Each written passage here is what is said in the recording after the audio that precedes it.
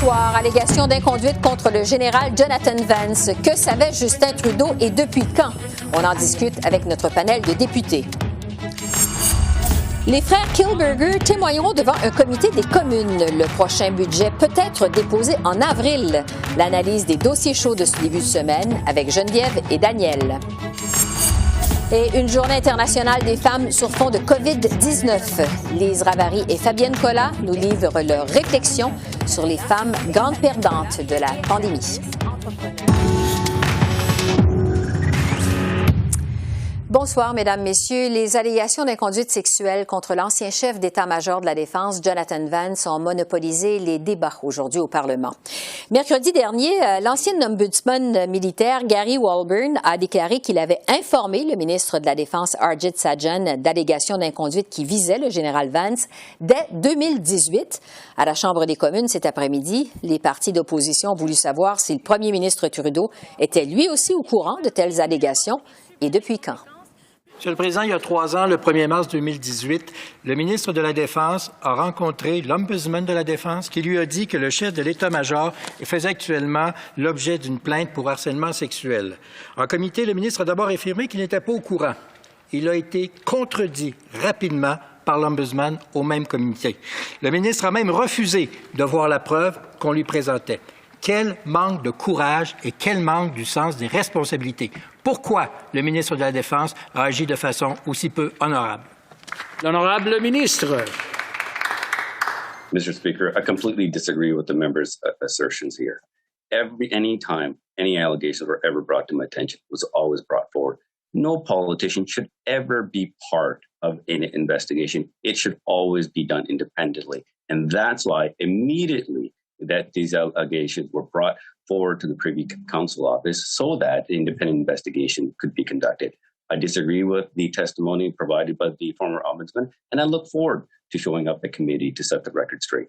Thank you, Mr. Speaker. Sur ce, je retrouve notre panel de députés pour les conservateurs Luc Berthold, pour le Bloc québécois Ariane Larouche et pour le NPD Peter Julian. Les libéraux ne sont pas représentés ce soir sur notre panel. On a fait la demande répétée toute la journée pour un député libéral, mais sans succès. Alors, bonsoir à vous trois. Bonsoir. Bonsoir. Je vais commencer avec les conservateurs. Luc Berthold, maintenant qu'on sait que le ministre de la Défense était au courant des allégations d'inconduite sexuelle contre le général Vance depuis 2018. Évidemment, la question que tout le monde se pose, c'est est-ce que le premier ministre Trudeau était lui aussi au courant? C'est la question que se posent évidemment les conservateurs. On se pose la question de la manière dont les libéraux traitent les cas d'inconduite sexuelle. C'est vraiment incroyable ce à quoi on assiste actuellement, ce qu'on a vu aujourd'hui à la période de questions. On a un ministre qui agit pas face à des allégations d'inconduite sexuelle. On a un ministre qui veut pas voir les preuves d'inconduite sexuelle. On a possiblement de l'intimidation de témoins. Puis on a un ministre aujourd'hui qui a jeté le blâme et le dossier sur le dos de la fonction publique en disant que c'était pas à un ministre, un politicien d'intervenir dans une situation comme celle-là. S'il avait eu les preuves en 2018 et que ces preuves-là auraient été vraiment très graves, est-ce que le général Vance serait resté aussi longtemps à son poste? Est-ce que le ministre aurait fermé ses yeux?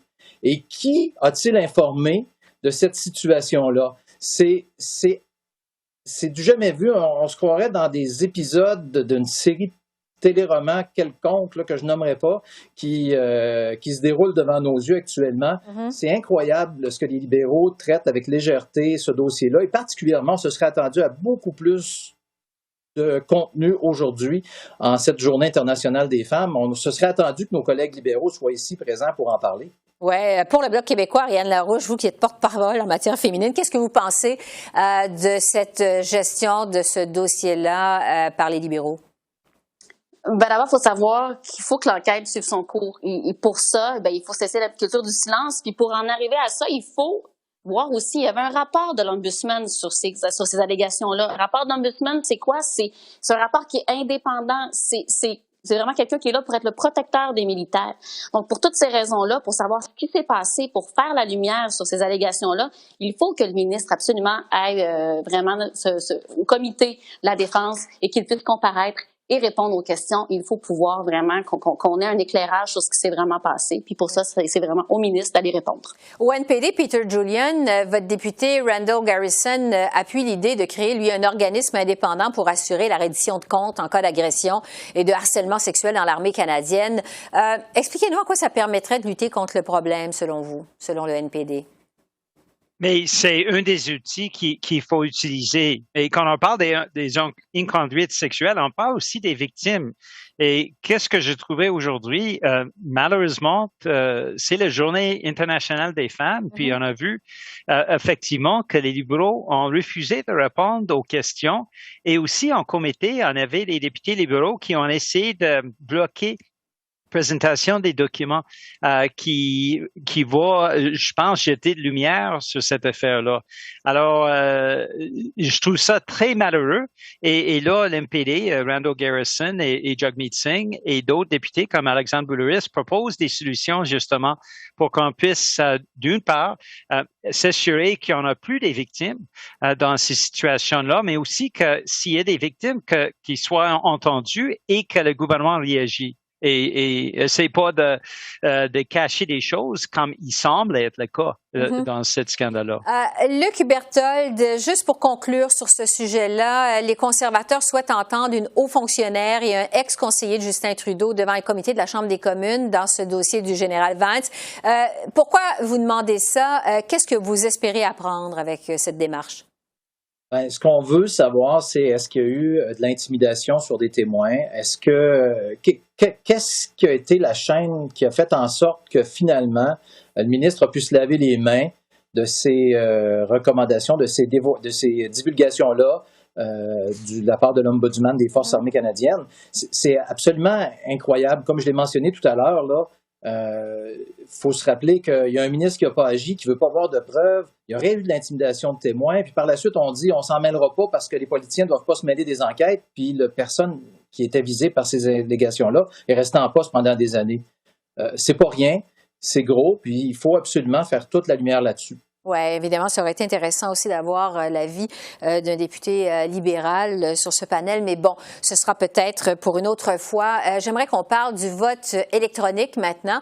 Alors que les députés siègent par Zoom, les élus ont pu aujourd'hui pour la première fois, en fait, presque un an après le début de la pandémie, voter de façon électronique à la Chambre des communes.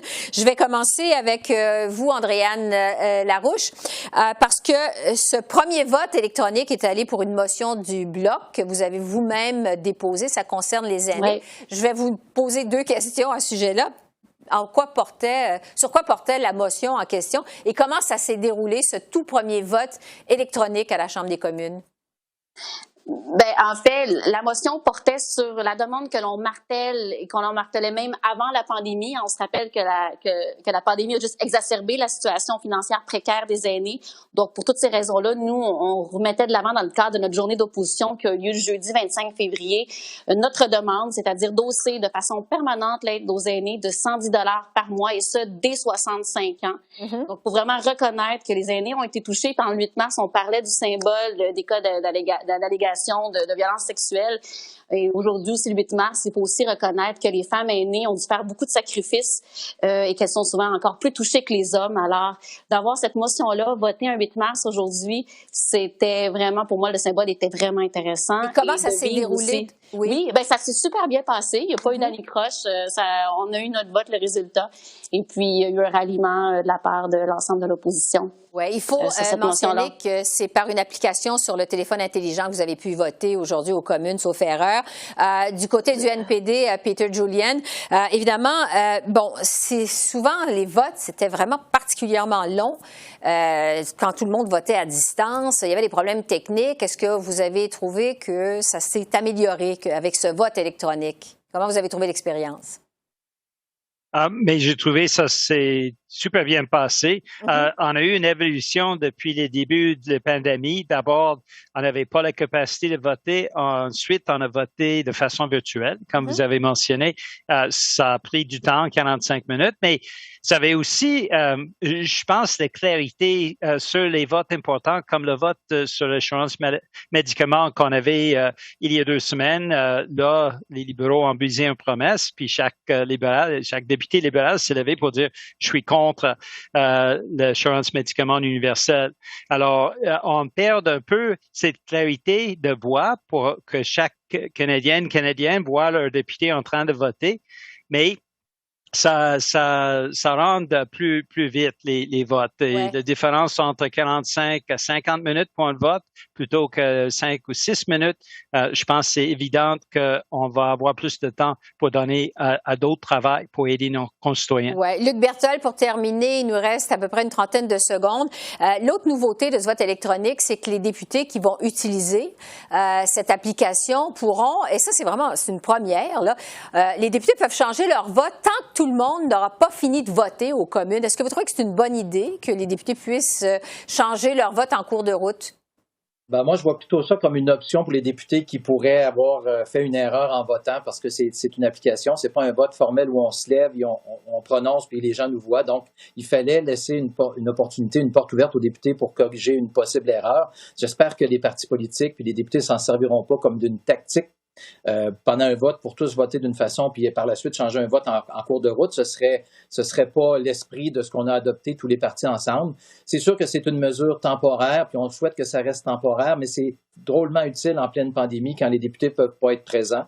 Ouais. Pourquoi il faut que ce soit temporaire? Je rejoins l'idée de M. Julian à l'effet que quand on se lève debout pour voter, c'est de l'imputabilité comme député, comme représentant d'une circonscription. Les gens voient pour qui tu votes. Tandis que là, il faut regarder un tableau avec les noms, puis on voit les votes apparaître. Donc, ça n'a pas le même geste, la même importance pour le geste du vote, mais ça nous permet d'aller plus rapidement puis de faire plus de travail en période de pandémie. Luc Berthold, Andréane Larouche et Peter Julian, merci beaucoup. Merci. Au revoir. Merci. Et j'analyse ce début de semaine à Ottawa avec Geneviève et Daniel, toujours fidèles à notre rendez-vous du lundi. Bonjour à vous deux. Bonjour. Bonjour. On va commencer avec cette affaire Jonathan Vance dont on vient de parler avec les députés. Geneviève, jusqu'à quel point c'est embarrassant, en fait, toute cette histoire pour le gouvernement Trudeau? C'est très embarrassant, puis je vous dirais c'est embarrassant pour deux raisons. Premièrement, c'est un ministre qui met dans l'embarras, encore une fois, Justin Trudeau. C'est pas la première fois que ça arrive. Et là, on a un ministre qui se contredit lui-même et qui contredit les autres. Mais ce qui est plus embarrassant, à mon avis, c'est l'image que ça projette de la part du gouvernement. On a Justin Trudeau qui, depuis le début de son élection, dit qu'il est un premier ministre féministe, qui veut changer les façons de faire. On sait que l'armée, c'est un gros problème. Il y a eu un rapport d'enquête par la juge Deschamps qui a été déposé il y a déjà 5 ans. Et finalement, en ce moment, il n'y a rien qui a été changé et le gouvernement se protège derrière les règles existantes. Et c'est ça qui est embarrassant. C'est-à-dire que si on veut changer les choses, ben, il ne faut pas aller se cacher devant ces règles-là. Il faut mettre en place des nouvelles structures puis prendre des moyens efficaces et forts. Et donc là, on se retrouve dans ce cas-là qui envoie une très mauvaise image du gouvernement. Parlant de l'image que ça projette sur le gouvernement, on a appris aujourd'hui que les frères Kilberger, cofondateurs de We Charity, devront finalement comparaître devant un comité des communes d'ici à vendredi. Daniel, est-ce que ça repart de plus belle le scandale We Charity? Ben malheureusement pour les libéraux, ils veulent plus qu'on en parle et ça c'est une mauvaise nouvelle. Pour eux, je pense. C'est pas que le scandale recommence, là, mais disons qu'on entend parler à nouveau des frères Kilberger et de We Charity. Et ça, c'est les libéraux aimeraient passer ça sous le tapis, aimeraient qu'on oublie. Et puis, donc, on en parle. Alors, ça veut dire que c'est bon pour l'opposition. Oui, et pas nécessairement pour le gouvernement. Un mot sur le budget fédéral. On le sait, ça fait 2 ans qu'on n'a pas eu de budget au Canada. Le déficit est historique. On s'attendait à ce que ce soit au mois de mars. Finalement, selon Globe and Mail, ça ira à la mi-avril. C'est ce que le journal avance aujourd'hui. Geneviève, qu'est-ce qu'on doit en penser? Qu'est-ce que ça laisse présager pour des élections au printemps?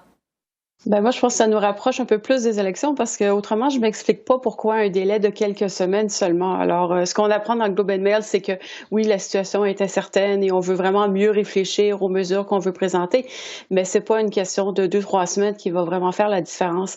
Par contre, dans le calendrier électoral, oui, parce que là, si on revient au mois d'avril, ça veut dire qu'on peut déclencher des élections qui auront lieu au mois de mai, juin. Ça ferait, c'est à l'avantage du gouvernement parce que la vaccination devrait bien aller. l'été aussi commencerait. Alors, on sait qu'il y aurait peut-être moins de cas à ce moment-là. Donc, j'y vois plus une tactique électoraliste que vraiment des finances publiques, mais c'est quand même préoccupant. Je pense que les gens sont impatients de voir un budget puis de savoir c'est quoi la situation réelle des finances du gouvernement. Oui, donc il faudra attendre. Sur la nouvelle du jour maintenant, cette entrevue que Meghan Markle a accordée à Oprah Winfrey, qui a été diffusée hier sur les réseaux américains. Bon, le Canada, évidemment, c'est un pays du Commonwealth. Daniel, est-ce qu'il y a des impacts à prévoir au Canada de cette entrevue qui fait scandale aujourd'hui? Quels sont les impacts à prévoir, si impact il y aura? Ben, disons que c'est mauvais pour l'image de la monarchie britannique, mais aussi de son image au sein du Commonwealth et au Canada.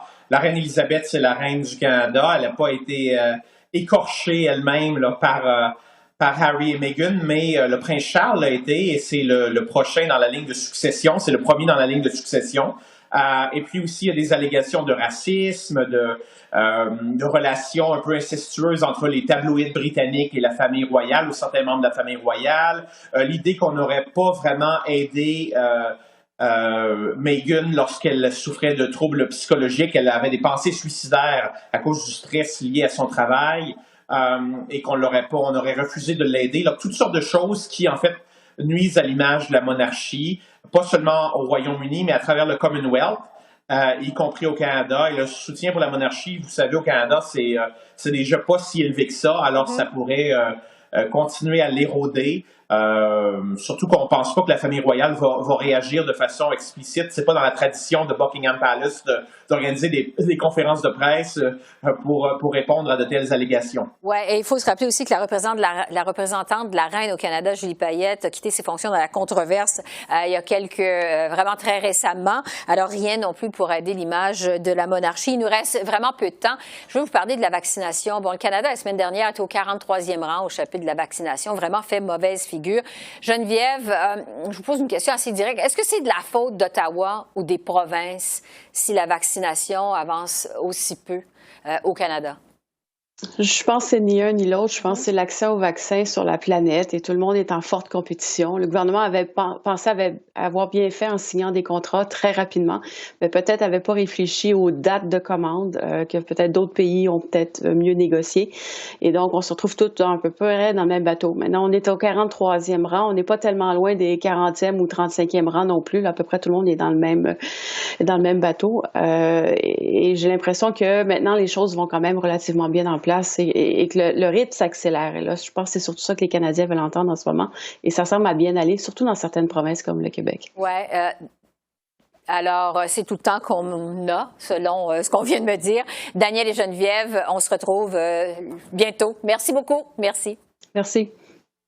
Merci. En ce 8 mars, Journée internationale des droits des femmes, 338 jeunes femmes représentant toutes les circonscriptions fédérales du Canada ont participé aujourd'hui au programme Héritières du suffrage qui vise à promouvoir la participation des femmes à la vie politique. La représentante de la circonscription d'Antic-Cartierville, dans la région montréalaise, a livré un témoignage au sujet de la place des femmes issues de communautés minoritaires dans la sphère politique. On l'écoute. Madame Speaker, je porte ma voix haut et fort pour les femmes comme moi.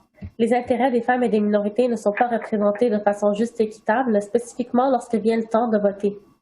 Je suis une femme musulmane arabe noire. Je suis une femme issue de minorités.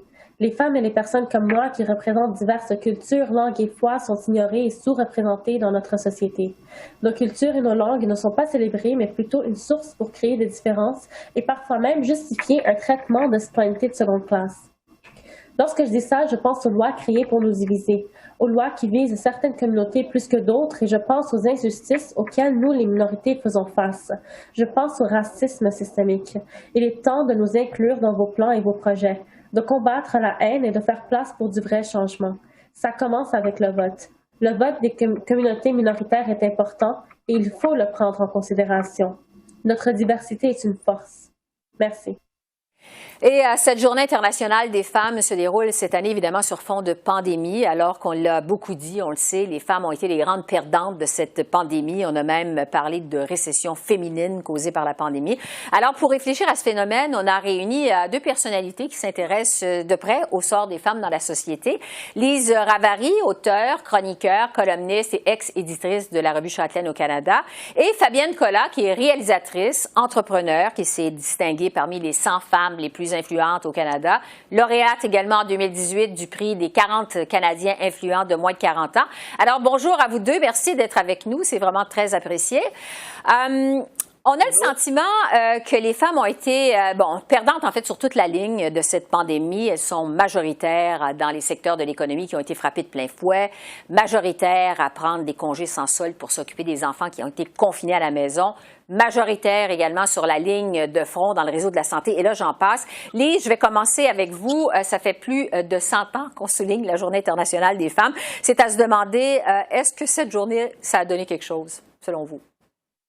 Bon, je pense que ça fait partie d'un ensemble de mesures. Je pense qu'il ne faut pas dire, comme j'entends parfois, que très peu a été réalisé, surtout si on retourne 100 ans en arrière. La situation des femmes aujourd'hui au Canada, ailleurs dans le monde, c'est une autre histoire, mais au Canada, je dirais, c'est pas parfait, mais c'est des avancées incroyables. Oui. Fabienne, une des grandes révélations de la pandémie, c'est non seulement que les femmes sont encore très vulnérables, malgré les avancées dont parlait Lise il y a un instant, mais aussi les gens issus des minorités sont vulnérables. Qu'est-ce que ça veut dire aujourd'hui être femme et issue d'un groupe minoritaire? Parce qu'on peut se poser cette question-là également. Mais totalement. En fait, c'est une très belle journée. Dès qu'on célèbre la femme, il y a toujours quelque chose de positif là-dedans. Donc, c'est une journée à célébrer, effectivement. Par contre, comme vous avez souligné, Esther, malgré les avancées qu'il y a eu, bien, malheureusement, du côté des femmes racisées, les femmes de couleur, eh bien, on est encore en l'arrière du bus, là, du train, en fait. Donc, ce sont les femmes un petit peu plus marginalisées, plus fragilisées, encore plus touchées par cette pandémie à tous les points de vue, du point de vue économique, santé, etc. Donc, c'est une journée où on doit réfléchir exactement, pas seulement aux femmes en général, mais à toutes les femmes et particulièrement aussi les femmes racisées qui sont souvent celles qui ont peu de voix. Ouais. Si on fait abstraction de la pandémie, Lise, j'aimerais vous entendre sur le mouvement MeToo, le mouvement Moi aussi, qui, comme on le sait, a encouragé ces dernières années les femmes victimes d'agressions sexuelles à dénoncer leur agresseur. Plusieurs ont vu dans le mouvement MeToo un immense pas en avant pour les femmes, mais quand on regarde aujourd'hui ce qui se passe, notamment aux États-Unis, avec le gouverneur, je dirais vedette en fait de l'État de New York, Andrew Cuomo, qui est aux prises avec plusieurs allégations de comportement sexuel déplacé envers des femmes, certaines qui étaient de ses employés. En fait, est-ce que le mouvement MeToo a marqué des avancées réelles pour les femmes? Moi, je pense que MeToo, qui a eu ses dérapages, mais pas que des dérapages, pensons à M. Weinstein qui, enfin, n'est plus dans la circulation, mais je me demande si MeToo n'a pas eu surtout l'effet de faire peur aux hommes, fait que les hommes maintenant ont peur. Et je pense qu'il ne faudrait pas que des relations plus harmonieuses entre les hommes et les femmes et moins, évidemment, dominantes, reposent sur la peur. Alors, je pense qu'il va falloir attendre quelques années pour voir dans quelle direction ça va aller. Mais aussi, comme je disais tantôt, il y a eu certains dérapages, à mon avis, par exemple, les dénonciations anonymes et ainsi de suite. Mais, on dit, l'intention est bonne, mais la dénonciation, c'est peut-être pas la meilleure façon de rapprocher les gens. Oui, effectivement. Il y a des réflexions à avoir à ce sujet également. Fabienne, puisque vous êtes entrepreneur, quand on regarde ce qui se passe chez nous, Québec, aujourd'hui, je prends un exemple dans l'actualité, a annoncé un plan de 23 millions, entre autres pour aider les femmes entrepreneurs à adapter leur entreprise à l'économie post-pandémie. Au moment de cette annonce, aujourd'hui, la ministre de la Condition féminine a affirmé que le Québec est un modèle sur la scène internationale internationale au plan de l'égalité homme-femme. Est-ce que le Québec, mais je vous demanderai aussi le Canada, effectivement, on est un modèle sur la scène internationale en matière d'égalité. Qu'est-ce que vous en pensez? Mais c'est clair que comme on dit, quand on se mesure aux autres, quand on se compare, on se console. Mais il faut arrêter de se consoler comme ça. Moi, je trouve, il faut regarder où est-ce qu'on aurait pu être également. Et comme vous avez dit tout à l'heure, la pandémie a exacerbé certaines inégalités qui existaient déjà par rapport aux femmes. Et bien, encore plus par rapport aux femmes de couleur. Je reviens là-dessus parce que c'est important. C'est important parce que on a beaucoup d'inégalités entre les femmes même, selon qu'elles sont racisées ou pas. Par rapport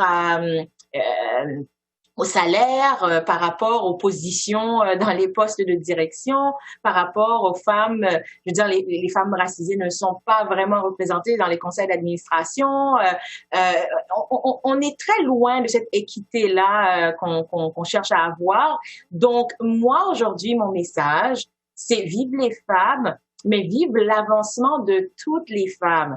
Parce que pour l'instant, la parité qu'on a en ce moment, plus on a...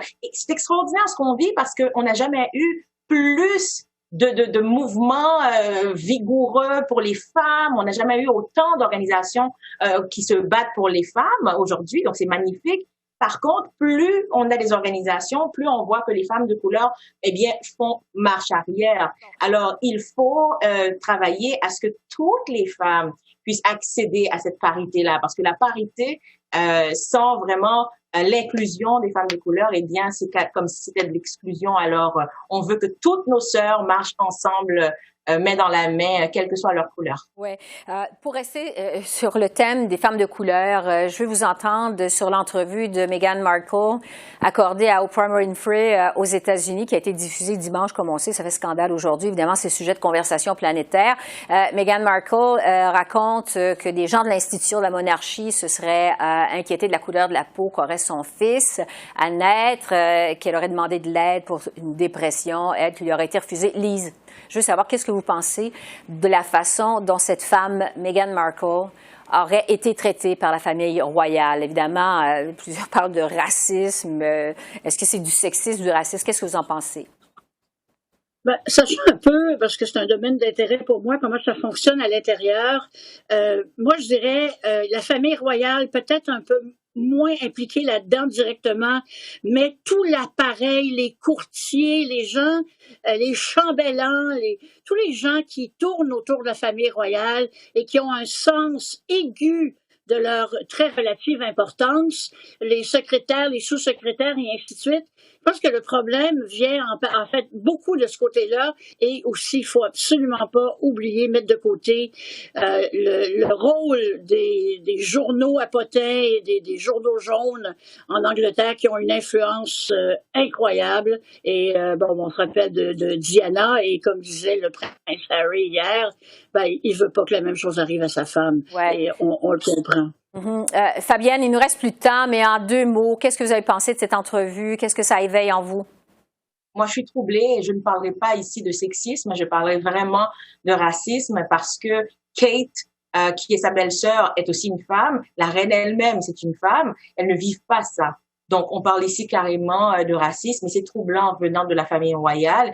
Et ce qu'elle laisse sous-entendre, eh bien, c'était des conversations directement avec son mari. Donc, je ne pense pas que ce soit seulement au niveau des secrétaires, etc. Ça a l'air vraiment de venir de la famille même. Et c'est très troublant ce qu'on a appris parce que c'est pas l'image qu'on a de notre royauté, si je peux dire ainsi. Et il y a beaucoup de réflexions à faire, encore une fois, par rapport aux femmes de couleur et puis comment on est traité et vu en Occident. Fabienne, Élise, merci à vous deux pour vos réflexions. Toujours instructif. Merci beaucoup. Merci. Merci à vous. Merci. Alors voilà, c'est comme ça qu'on a vu l'essentiel de l'actualité de ce lundi 8 mars sur la colline parlementaire à Ottawa. Esther Bégin qui vous remercie d'être à l'antenne de CEPAC, la chaîne d'affaires publiques par câble. Je vous souhaite une excellente fin de soirée et à demain et surtout, continuez à prendre soin de vous. Au revoir.